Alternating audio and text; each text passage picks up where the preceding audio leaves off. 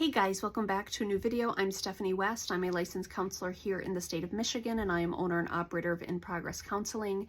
In the last video, we talked about other people's processes and how them doing it differently, it's not personal.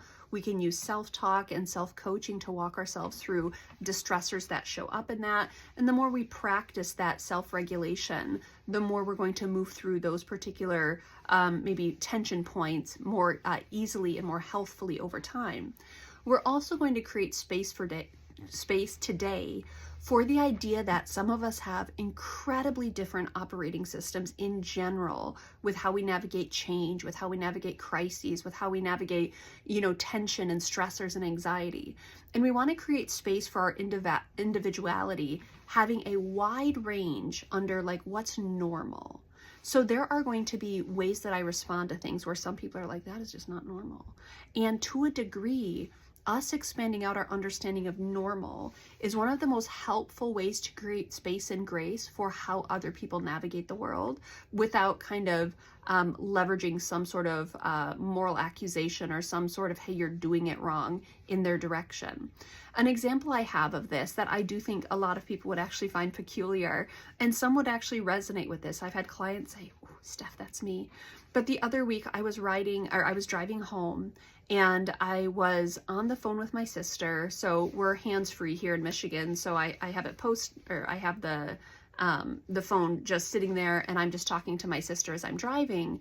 And to my left, there's someone who starts to drive very recklessly. And he kind of zips past me, and it's raining out. He zips in front of me. And then the car to his left, he fishtails into that car. He hits the the light post, and then he slows up in front of me, zips back over, and then takes a left turn down a side street. It was probably 5 to 7 seconds of like, whoa, what is this? And so I'm on the phone, and I say to my sister, okay, hold on just a second. I think the guy next to me is wrecking. Okay, he's taking out the car to his right. Oh my word. Okay, he just hit a light post. Okay, he's making a turn. All right, that is really, really peculiar. And I said, I suspect there's maybe some drinking and driving involved here.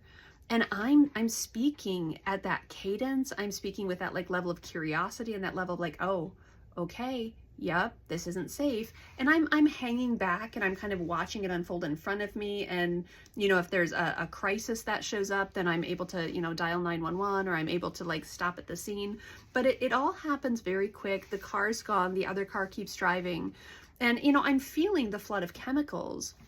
But the level with which I'm communicating a crisis unfolding in front of me is actually very regulated. And I would even say maybe hyper controlled, because I'm not like going to dysregulate and join the chaos of what's erupting in front of me. Now, if someone were sitting next to me in the car, the likelihood of someone like screaming as it's happening it's very likely too. And both of those are really valid ways of navigating this uncertain thing that's happening in front of us. But I do think some people would look at me and say, okay, that was eerily calm, and what is your problem? Like that was weird. The thing is, those skills translate well into the work that I do. The fact that I have this maybe more controlled side, the fact that I don't fall apart when there's something unfolding in front of me that I'm not yet understanding, that is a valuable set of skills in the work that I do. Now, the person next to me is having a normal response too. If they're screaming at the top of their lungs, they're bracing, they're like, watch out, watch out, watch out. Completely normal. And there's going to be areas where that particular skill serves them well too.